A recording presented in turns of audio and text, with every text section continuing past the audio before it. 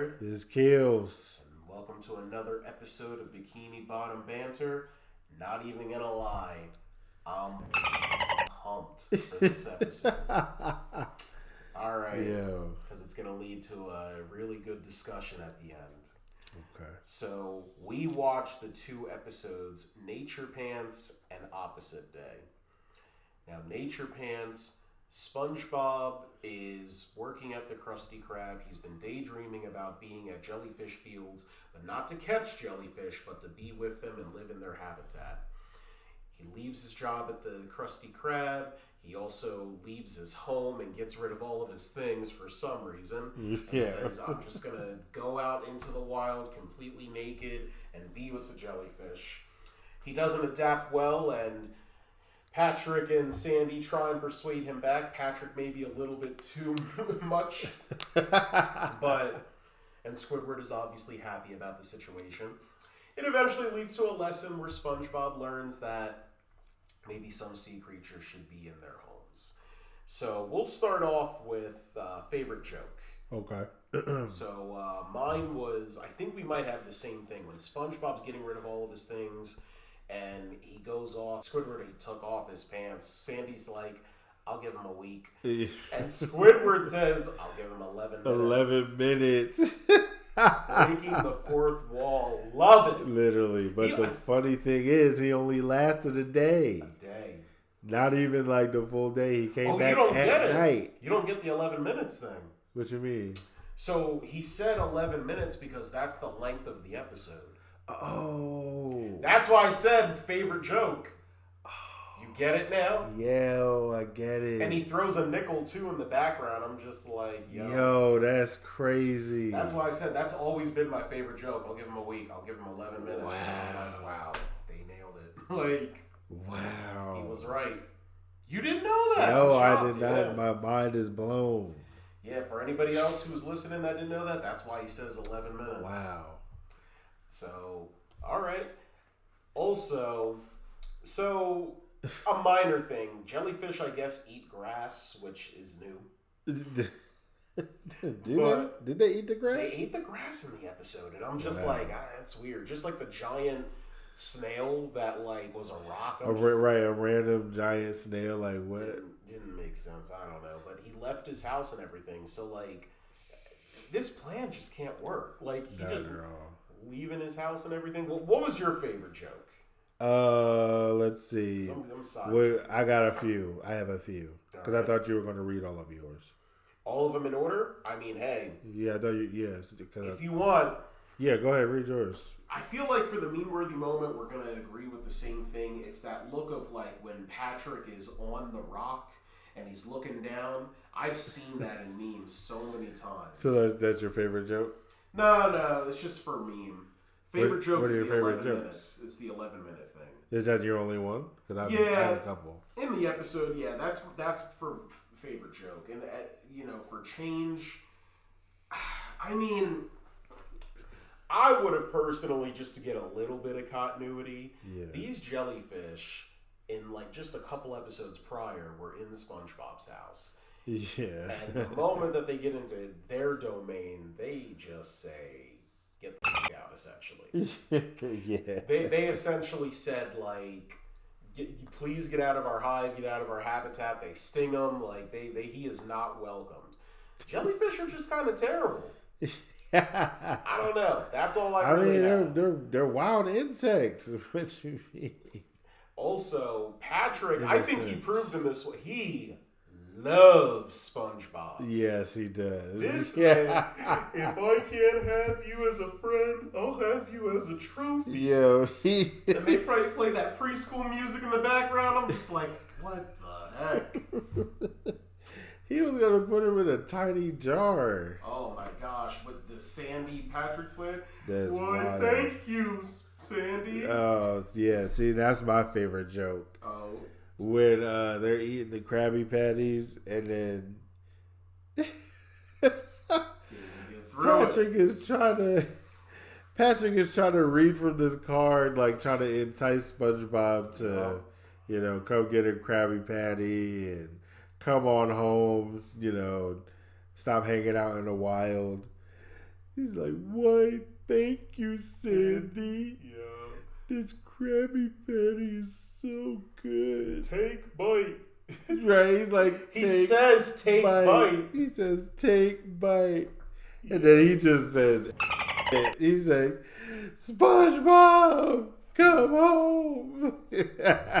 Yo, he's like, I miss you. Yo. Sandy misses you. Even Squidward misses you. Yo, he's throwing a party. Literally, that's that's like the third time already where he like SpongeBob was supposed to leave the neighborhood, and he threw a party.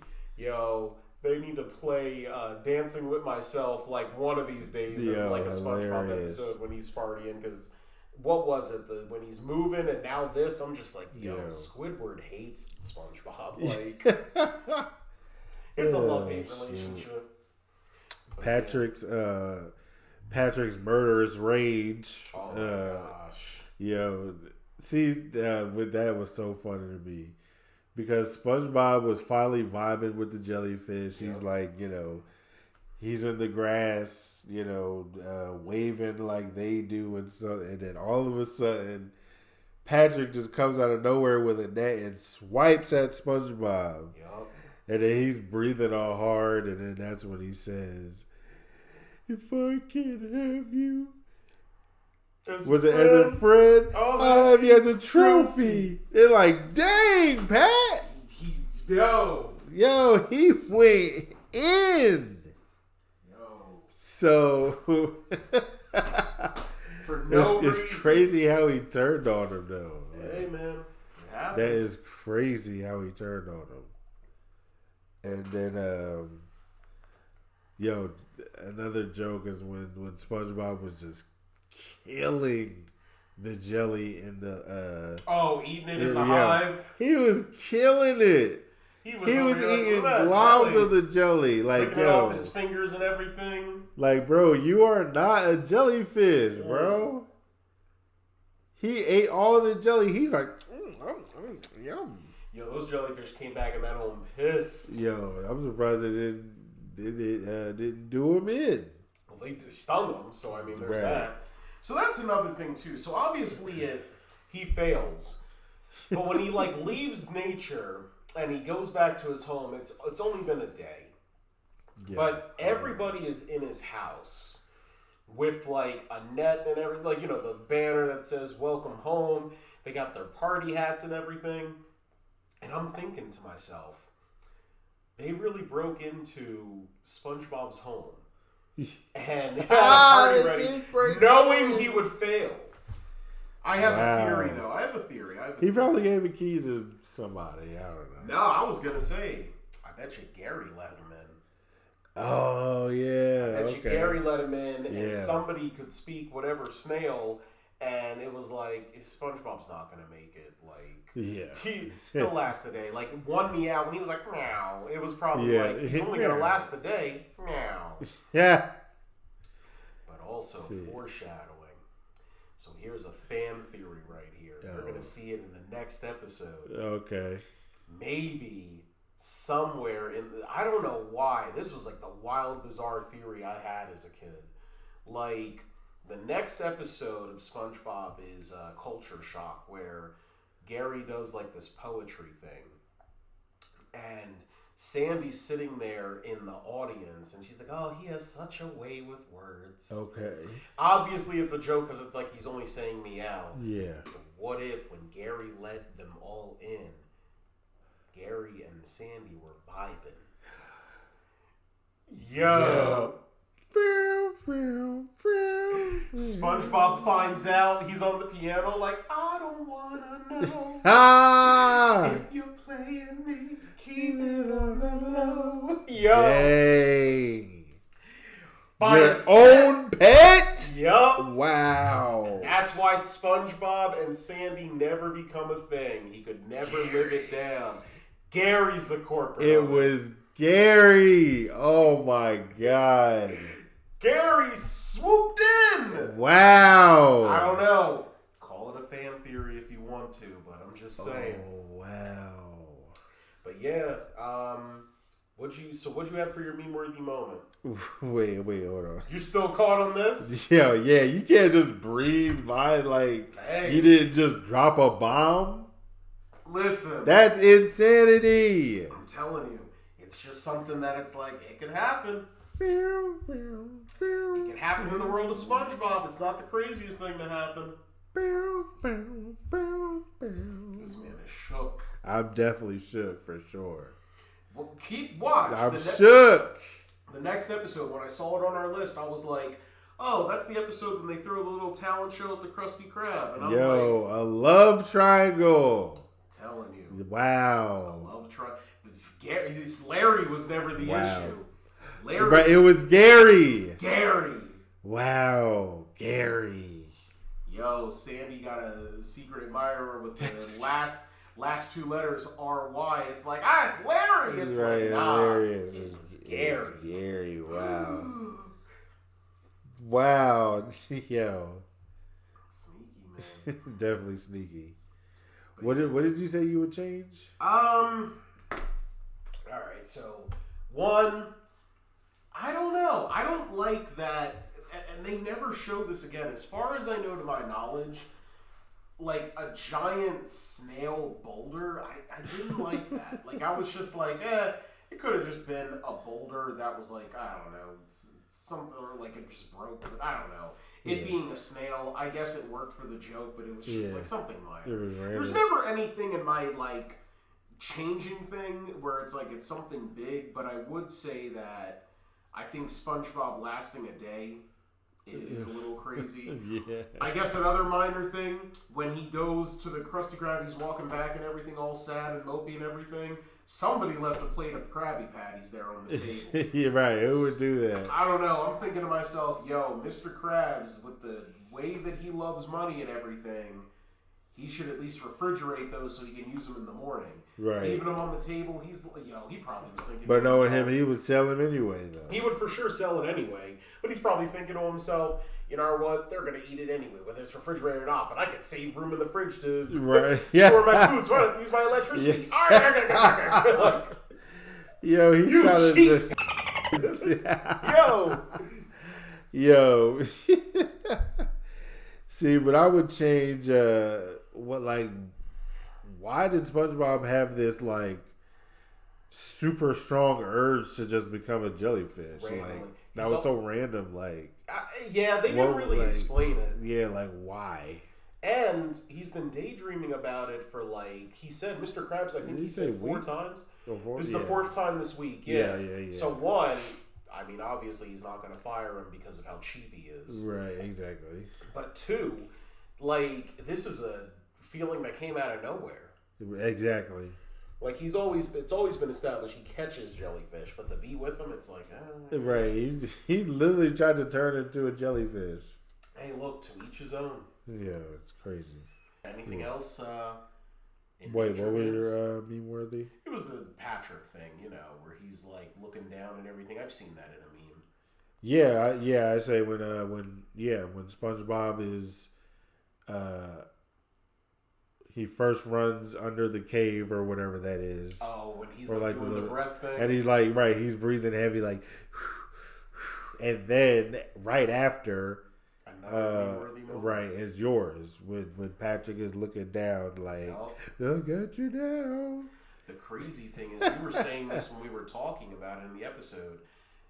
Like, those are 2 popular memes, and they're back to back. Like, that's insane. Yeah, and they're in the same scene, right? Same scene. Dude, that's crazy. That's nice. And then another one where in the beginning where SpongeBob is dozing off on the grill, and then he lets the Krabby Patties burn. Oh, almost sets the place. And then and then the grill catches on fire, and then SpongeBob tries to blow the fire away. That's another meme. Okay. So, nice. Yeah, that's it on my end. All right. And here we go. The big boys right here. Opposite day. I'm pumped for this one. God, opposite day. Look, it's going to lead to that discussion. So, opposite day. For anybody who doesn't know, opposite day is the episode where Squidward is trying to sell his home because he is tired of SpongeBob and Patrick's shenanigans. He was fed up. But he knows that because of how they are, and the way they act, they're going to ruin the sale. So he comes up with the idea, we'll create Opposite Day, where essentially everything that you do is the complete opposite so they can act good. Yeah. That backfires on Squidward, and they end up becoming Squidward when the realtor comes in. And, I mean, that's essentially the episode. Squidward, like, he doesn't get to sell the house, and he has this. So yeah, that's so funny. We'll get into the joke first. So what was your favorite joke? Let's see. It's definitely just that whole scene when they turn into Squidward. I'm Squidward. Yeah. Squidward. Oh, how SpongeBob roasted Squidward. Yo, he roasted. Boy, oh boy. I sure can't play the clarinet. I practice and practice all day long. Still don't get any better. Dang! What? Say how you really feel, SpongeBob. That's what I'm saying. It was all BS. Every time he was like, Squidward's a great clarinet player. Right. Back of his mind. Lying. Nope. Yo, he grilled him. Yeah, man, I'm telling you. He grilled him. And then at the end, when the realtor snaps, and then Gary was like, meow. He's Squidward, you're a Squidward, I'm Squidward. Are there any Squidwards you want to tell me about? Meow. Meow. Like, dang, even he's in on the joke. That's my favorite joke. Hands down, when she's just breaking it down, just like, yeah. She gets so fed up with, like, the Squidwardness. Like, you're just like, wow. And then at the end where they say, Happy Opposite Day, we hate you. Squidward's about to freak out. He's like, let me show you guys how much I hate you. Bro. But of course, he should have knew. He should have knew nothing was gonna work. Nothing was gonna work. I'm also wondering, like, when SpongeBob destroyed his house, and like, why would Squidward fix it up? Like, it's just, I guess for like the value, if the realtor comes in, and it's just like, oh, it's gonna ruin it. But I'm thinking like, bro, like, she's only selling like your house. Like, in realtor standpoints, if a house next door to you is like messed up, I guess that kind of like, it'll definitely sale. I mean, it makes it unsightly. Yeah, because I know someone like my girlfriend would not do it if there was a house that was busted. There was a house that was like super busted, probably shut down, boarded up. She would be like, it could be like, almost a perfect house, but that scene, she's gonna be like, no, definitely not. I wouldn't buy a house with the 8% rate right now. Sure. Hey, times is tough. But I don't think I would buy a house next to like a. Oh yeah, annoying neighbors and everything. No. I mean, no, like a house that would be like messed up and busted up. Right. It depends on how bad it is. Because that might be a trap house. You don't want to move next to that. As long as I'm not attached to the person, listen. Bro, you do not want that. I don't need anything because that's how you get freaking random people running in your backyard and leaning on your car and stuff. Shoot, might have the audacity to sit on your porch. Smoke a cigarette. I wish they would. I wish they would. Like, please, have that Ring camera on so fast. That's funny. So what was your meme-worthy moment? I'm kind of curious because I was digging. The only thing I came up with was the happy birthday thing. That's it. In the beginning. In the beginning when they're all in the same bed. Celebrating Squidward's birthday and it's not really his birthday. I've seen that. Yeah, I would say that's a meme when they're all in the same bed. Yeah. And I would just say the whole concept of Opposite Day in general. Because I know, of course, Opposite Day was a thing, when What year did you say so that? Yeah, I looked it up. All right, so SpongeBob made a reference where it's like, oh, what day is it? Wednesday, and I looked it up like, when is actually opposite day? And for any viewers that are curious, opposite day actually falls January 25th of every year. It is opposite day. Wow. So now I remember growing up with SpongeBob, opposite day was the thing.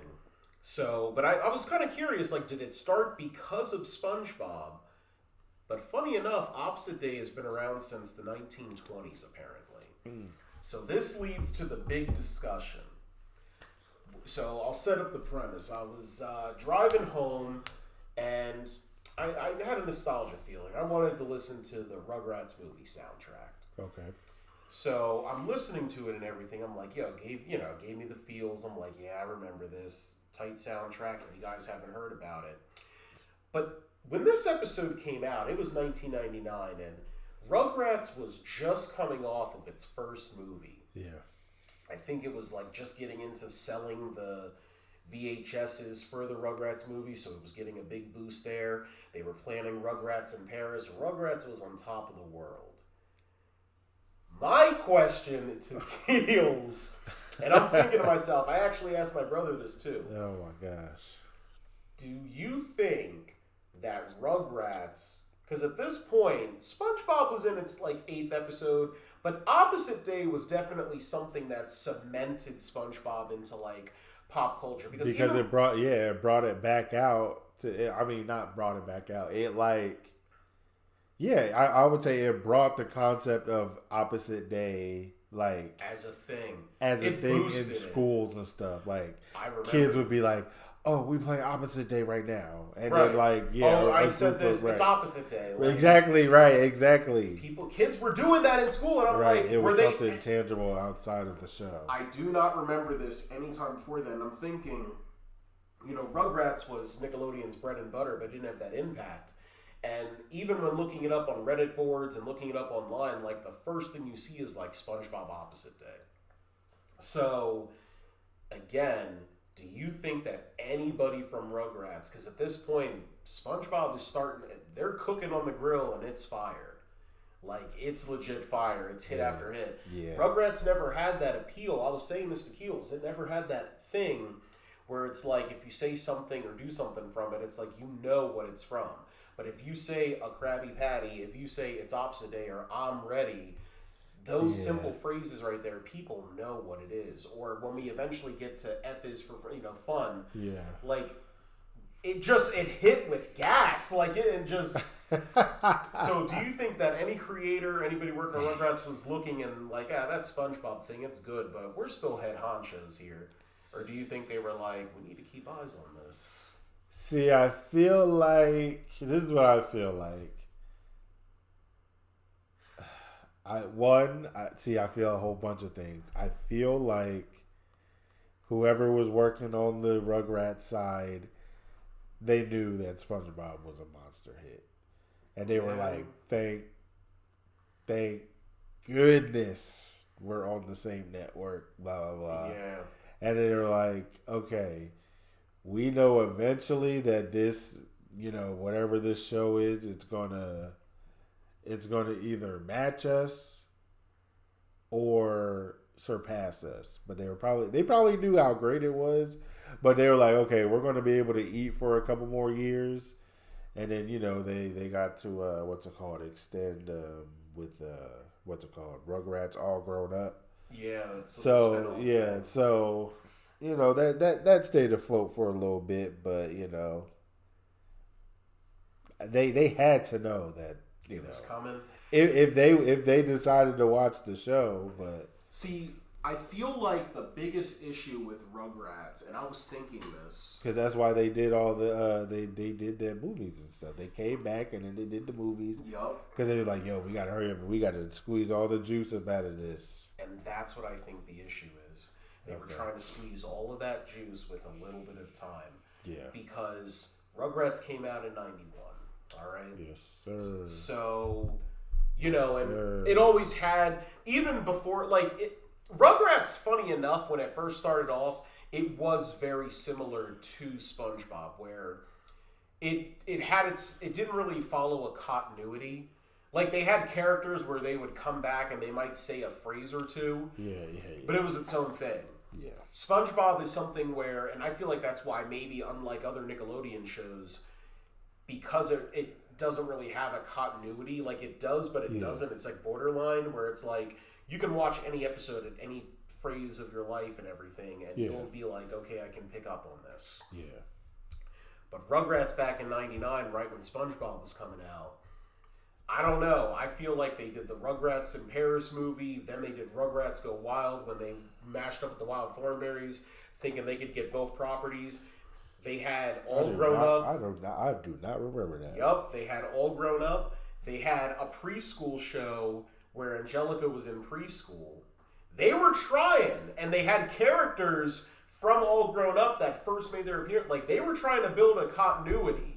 Wow. That's why I said, like, I feel like in that moment they said, listen, we need to stretch out a couple more years of Rugrats. See, by that time they was doing too much. I already had skated at by that point. And that's the problem. Yeah, I was watching Cartoon Network full on by that point. I feel like if Rugrats did their thing where they they started too late in the game. They started right when SpongeBob was blowing up. Yeah. But I'm telling you, Rugrats was the ish. It was the bread and butter. It was the bread and butter of Nickelodeon. Like, It was like hands down. So if you have that title, you can skate on ice for a while. Look at SpongeBob. Yeah. Came out in '99. It's 2023. It's still going with new episodes, minus the writer's strike and everything. But still. Well, I mean, they could have just kept on going and just made them adults. And that's what I'm saying. I feel like just keep on going. And I feel like that would have made more of an impact if they did like a Rugrats show where it's like, we're going to show them in daycare, pull a baby Looney Tunes, or a thing like that, show them in preschool, show them in kindergarten, then you watch All Grown Up and it's like, oh, look at them as adults. Right. Why wouldn't they do that? And then honestly, they just kept, honestly, if they was really, they would have put some boundaries. Keep it going until they die. And then that's we dark. like, and then it's like, we literally watched these characters grow up and die. Well, I don't know about die, but maybe that would have been groundbreaking. Start their own family for sure. And that would have been groundbreaking.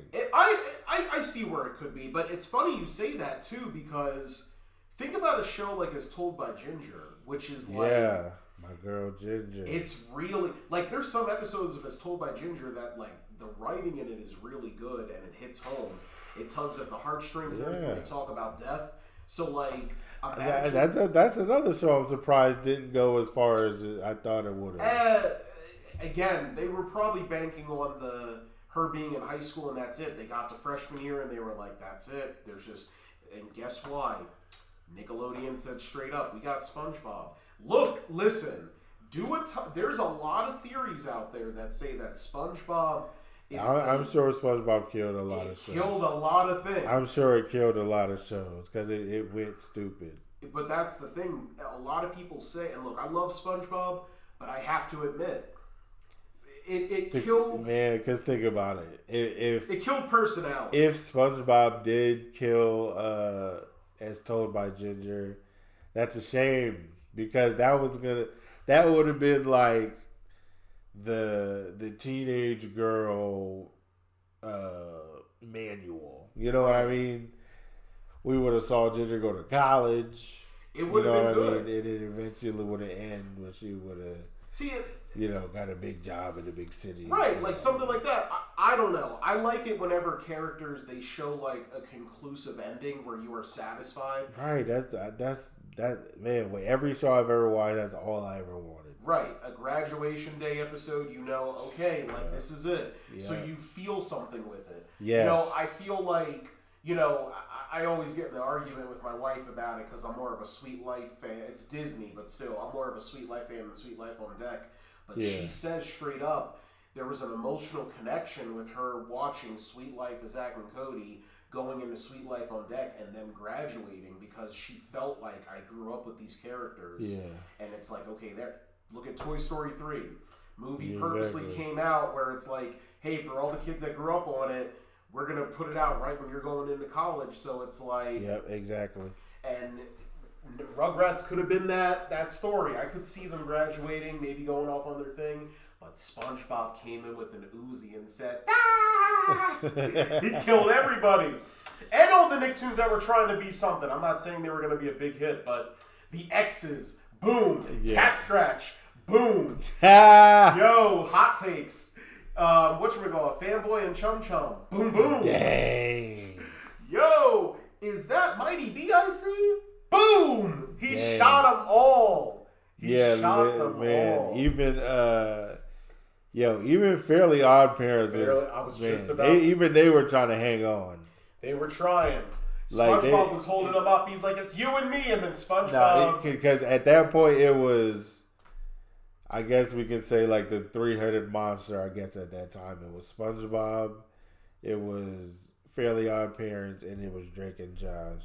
For Nickelodeon yeah. For Nickelodeon shows. If you're not including Nick Jr., then yeah. Because I was going to say Dora. Oh, well, Nick Jr. was going stupid, so... Yeah, true. No, I'm just talking about Nickelodeon. Because Nick Jr. didn't see any fall off, in my opinion. Here and there, but with Drake and Josh for sure, but I even feel like with Drake and Josh, it was, again, that Dan Schneider, like, you know, universe-esque thing. He was always about, like, moving on to the next thing. Like, when Drake and Josh, like, in this order, like, he started all that turned into, like, Amanda Show. Yeah. Then from that point, it's like, let's focus on one premise. Keenan and Kel, Yeah, exactly. So for me, when I hear Drake and Josh, listen, I'll be honest with you. I think Keenan and Kel is better than Drake and Josh. That's just my 2 cents. Okay. No, see, but... I don't know. It's a blueprint of it. Like, it's just... Okay, you are right, but, you know, it was... It's different. different. It was bigger. Yeah, I feel like Drake and Josh for sure was bigger, but I don't know. The comedy again, because of SpongeBob. But that's what I'm saying. Because, like you said, that's when they stopped the diverse like shows. Yeah. Think about how diverse Nickelodeon was with like Brothers Garcia, Taina, the cast of all that. Like they were, and even Caitlin's Way. That was an emo punk show. I'm thinking like, wow, Nickelodeon really has like something for everybody. But then I'm telling you, there's a whole bunch of their generations that never saw that. They're probably looking it up like, what's this show? What? There's a show that was catered just for this demographic. I'm like, yes. Literally. Viewers, yes. Like Nickelodeon, it was so cool. Shelby Woo. For real. Oh, don't even get me started on Alex Mack. Don't get me started on my girl. Bro. My girl right there, Alex Mack. And yeah, like you said, Taina. I'm telling you, there were shows that legit... that, again, it just opened up the box of diversity, and it's so crazy because we live in a world right now where, you know, it's very much, we want there to be diversity in a lot of our networks, and a lot of people force it, but Nickelodeon was really, at least to me, the first network where, as a kid, you truly felt like there's something for everyone. Yeah. If you're like that book smart kid or whatever, put on Nick News. Wow, yeah. Right. Yeah. If you're really hey look, maybe you come from an urban background, watch an episode of All That with Keenan and Kel. Yeah. And like you were saying, even though it only lasted the one season, I missed out on it. And Nickelodeon's doing some ish for not doing reruns, but My Brother and Me. Yo.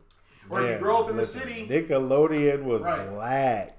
It was black. Nickelodeon was black, for those who do not know. Right. If you grow up in the city, you got Hey Arnold. Listen, if you're into that disgusting, crude humor, you have Ren and Stimpy. And when Ren and Stimpy went off the air, you had Rocko's Modern Life. Yeah.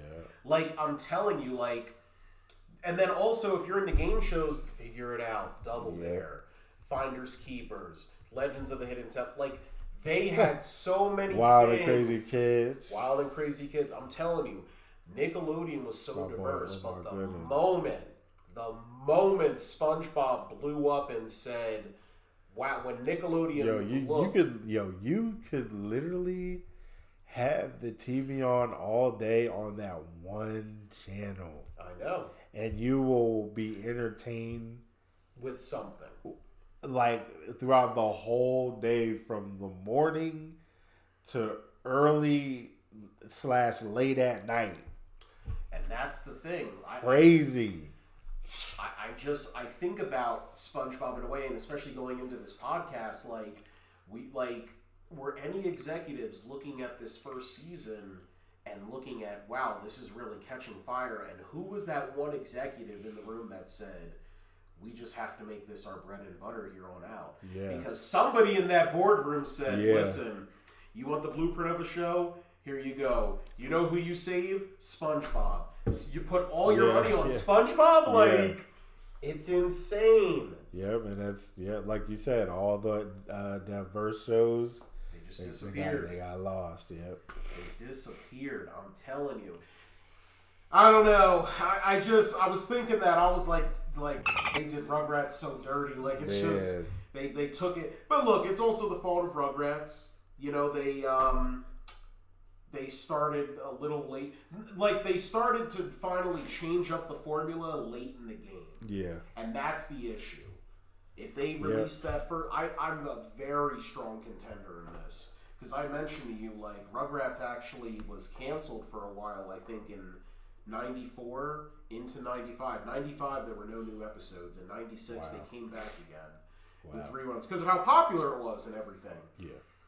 If they use that gap to just do like a nice little special or something like what they did and release that movie in like 95, 96, the animated movie, they would have been set, and they would have been able to do the Baby Dill thing, then carry it on. I really feel like it would have been Rugrats, SpongeBob, and maybe Fairly Odd Parents. Because Fairly Odd Parents, I feel like that kind of overshadowed Rugrats, or that overshadowed Rugrats because SpongeBob was the head honcho. It still is, ain't it? Is it? It's still and it kind of still is. That's crazy. Hot take, but I feel like when SpongeBob and Fairly Odd Parents were running the race, they were running together, and SpongeBob whispered in Cosmo Wanda's ear, you should introduce a baby named Poof. Yeah. Uh-oh, what's going on? They're slipping back there. You should introduce a dog. Oh, no. You should introduce a new kid down the street that's Timmy's neighbor that also shares you as Fairly Odd Parents. And at that moment, he pulled the rope. That's crazy. He tripped him. He said, guess what? Wow. Now I'm ahead. Wow. Hot take. And it's over with. SpongeBob just took over. He took the knife and twisted it. Yeah. He said. Because, Fairly Odd Parents was right there because that was overshadowing. They were neck and neck. It was overshadowing Rugrats. Because, honestly, we didn't really care for All Grown Up like that. At least I know I didn't. I personally, I didn't. Yeah, I feel like that was the general consensus. The crazy thing is, I remember when All Grown Up came out, and I think up until, I used to do this as a kid too, taking it back to the old days, when there was a new, I think it premiered either after the Kids' Choice Awards, I think it was something like that, but I was watching and recorded every episode of All Grown Up. Wow. Up until the 5th or 6th episode, and I just said, "What am I doing this for?" That literally was my thing. I'm thinking as a kid, what am I doing this for? Wow. Because it got to that point, I'm just like, I really thought this was going to be a thing, but it's just not sticking.